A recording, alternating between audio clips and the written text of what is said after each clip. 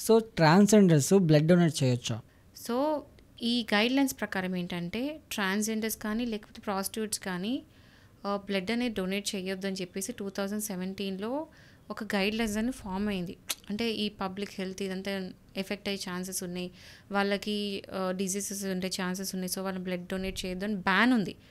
So transgenders and prostitutes blood donate చేయడానికి లేదు. It's banned.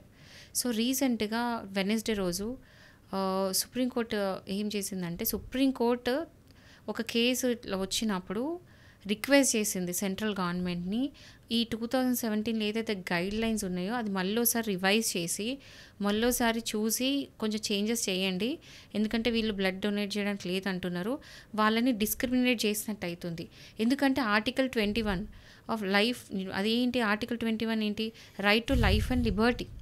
So ఇక్కడ ఆర్టికల్ 21 అనేది ట్రాన్స్‌జెండర్స్ గానీ, ప్రాస్టిట్యూట్స్ గానీ అప్లై అవ్వట్లేదు. వాళ్ళు కూడా లిబర్టీ ఉంటుంది. సో వాళ్ళని మనము రెస్ట్రిక్ట్ చేయడానికి లేదు. సో ఆర్టికల్ 21 ఇక్కడ మిస్‌యూజ్ అయితుంది. దానివల్ల వీళ్ళు కొంచెం రివైజ్ చేసి చూడండి అని చెప్పేసి సుప్రీంకోర్టు సెంట్రల్ గవర్నమెంట్‌కి రిక్వెస్ట్ చేయడం జరిగింది.